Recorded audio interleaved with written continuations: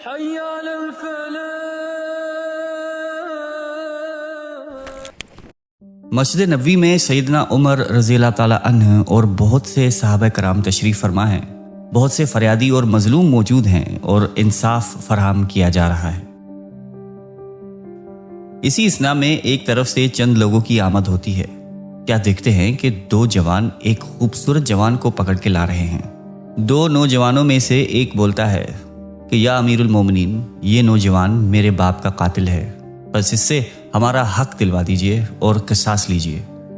دوسرا کہتا ہے کہ اس نے ہم دونوں کے بوڑھے باپ کو قتل کر دیا ہے، بس اس سے قصاص لیا جائے۔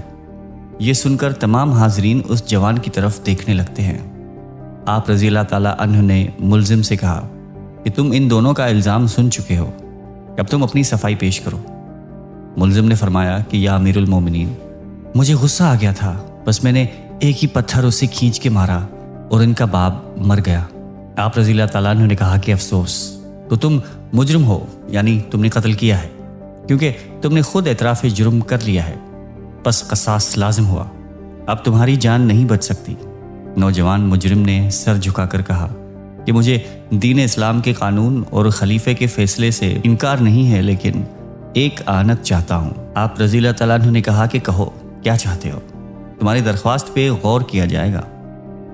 جوان نے کہا کہ امیر المومنین، میرا ایک نامولود بھائی ہے جو بھی چھوٹا ہے۔ والد مرحوم نے اس کے واسطے کچھ سونا چھوڑا ہے جو میرے قبضے میں ہے، اور میں نے اسے ایک جگہ دفن کر رکھا ہے۔ یہ راز میرے سوا کسی کو معلوم نہیں ہے۔ آپ رضی اللہ تعالیٰ عنہ نے پوچھا کہ پھر تم اس کے متعلق کیا کرنا چاہتے ہو؟ نوجوان نے فرمایا کہ ظاہر ہے کہ وہ سونا حقدار کے پاس نہ پہنچا تو روز قیامت مجھ سے پوچھا جائے گا۔ آپ رضی اللہ تعالیٰ عنہ نے کہا کہ ہاں یہ سچ ہے، پھر تم کیا کرنا چاہتے ہو؟ نوجوان نے کہا کہ میں چاہتا ہوں کہ مجھے 3 دن کی مہلت دی جائے تاکہ میں نابالغ کی امانت کسی امانت دار کے سپرد کراؤں، جو نابالغ کے بالغ ہو جانے کے بعد اس کی امانت اس کے حوالے کر دے۔ یہ سن کر آپ رضی اللہ تعالیٰ عنہ اس بارے میں غور کرنے لگتے ہیں اور دیگر صحابہ کرام بھی سوچنے لگتے ہیں۔ آپ رضی اللہ تعالیٰ عنہ نے فرمایا کہ اے نوجوان، تمہیں اس کام کے لیے 3 دن کی مہلت دی جا سکتی ہے، بشرطیہ کوئی معتبر آدمی تمہاری ضمانت دے دے۔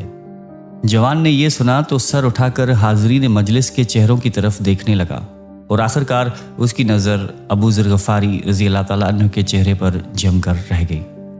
پھر جوان نے کہا کہ یہ بزرگ میری ضمانت دیں گے۔ آپ رضی اللہ تعالیٰ عنہ نے فرمایا کہ اگر یہ ضمانت دیں تو یقیناً قبول کر لوں گا اور تم کو مہلت دینے میں کوئی اعتراض نہیں ہوگا۔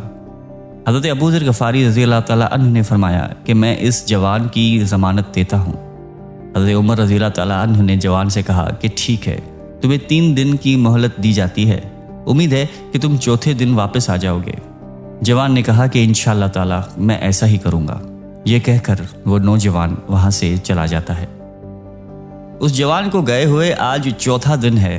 دربار فاروقی میں اس کا انتظار ہو رہا ہے۔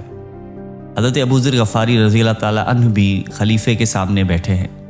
وقت جوں جوں گزرتا جاتا ہے، سب کی تشویش بڑھتی جا رہی ہے۔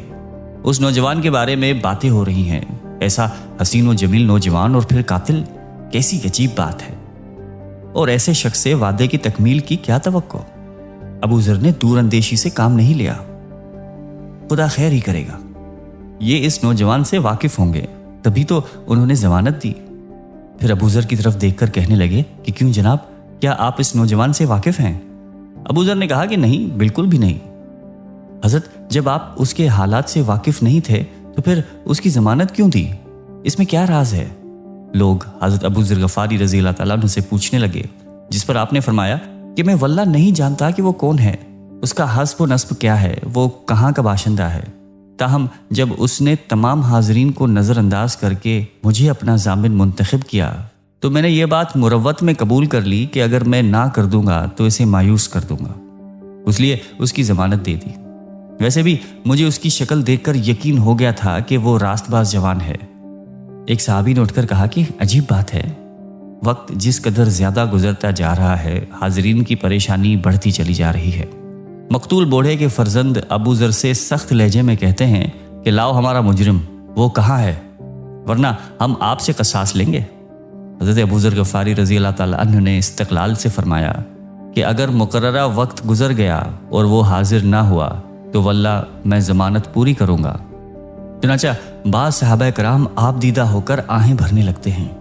ایک صحابی اٹھ کر فرماتے ہیں کہ مستغیث نوجوان سے بولے، بھائی تم خون بہا قبول کر لو، یہ بھی ثواب کا کام ہے۔ مقتول کے بیٹوں نے کہا کہ ہرگز نہیں، اور دوسرے نے کہا کہ ہم اپنے باپ کا خون نہیں معاف کریں گے۔ پھر پہلے نے کہا خون کا بدلہ خون سے ہی لیں گے۔ افسوس کہ ابو ذر کی جان جائے گی۔ وہ بلند پایا صحابی ہیں، رسول اللہ صلی اللہ علیہ وآلہ وسلم کے پیارے۔ انہوں نے خلیفہ اول کا بھی زمانہ پایا اور موجودہ خلیفہ کا بھی زمانہ پایا۔ خدایا یا رحم، ہر طرف گفتگو ہونے لگتی ہے۔ یہ کون بے تحاشا بھٹکا آ رہا ہے؟ سب کی آنکھیں آنے والے مرد کی طرف اٹھ جاتی ہیں۔ سب آنے والے کو پہچان لیتے ہیں، یہ تو وہی نوجوان ہے۔ لوگوں کے چہروں پر ابو ذر کو دیکھ کر اطمینان کی لہر دوڑ جاتی ہے۔ خود خلیفہ بھی مطمئن نظر آنے لگتے ہیں کیونکہ ابو ذر غفاری کی جان بچ گئی ہے۔ آنے والا نوجوان آ کر فرماتا ہے کہ امیر المومنین، میں وہ کام کر آیا ہوں، میں نابالغ کو ماموں کے سپرد کر آیا ہوں اور اس کی امانت بھی انہیں دے کر آیا ہوں، اور اب میں اپنے وعدے کو پورا کرنے کے لیے تیار ہوں۔ وعدہ پورا کرنے کی یہ مثال ہر شخص کو متاثر کرتی ہے۔ سب اس کی طرف ہمدردی کی نگاہوں سے دیکھنے لگتے ہیں کہ اسی اثنا میں مقتول پیر مرد کا ایک فرزند بول اٹھتا ہے کہ میں اپنے باپ کا خون معاف کرتا ہوں۔ یہ سن کر دوسرا بیٹا بھی اٹھ کھڑا ہوتا ہے اور وہ بھی کہتا ہے کہ میں بھی خون معاف کرتا ہوں۔ یہ سن کر تمام حاضرین باغ باغ ہو جاتے ہیں۔ حضرت عمر رضی اللہ تعالیٰ عنہ فرماتے ہیں کہ شاباش، تمہاری ہمت پر 1000 آفرین، میں تمہارے باپ کا خون بہا بیت المال سے ادا کرتا ہوں، تمہاری نیک نفسی گویا ضائع نہیں ہوگی۔ نوجوانوں نے فرمایا کہ امیر المومنین، یہ حق محض اللہ تعالیٰ کی خوشنودی حاصل کرنے کے لیے معاف کر رہا ہوں، مجھے بیت المال سے کچھ نہیں چاہیے۔ دوسرے بھائی نے کہا کہ بھائی جان سچ فرما رہے ہیں، میری خوشی اور مرضی بھی یہی ہے۔ سب نے یک آواز ہو کے جزاک اللہ خیرہ بولا۔ تم دونوں کی نیت پر 1000 آفرین، خلیفہ نے خوش ہو کر کہا۔ انشاءاللہ تمہاری آئندہ زندگی ہر قسم کی لغزشوں سے پاک اور صاف رہے گی۔ سب نے آمین آمین کا نعرہ بلند کیا۔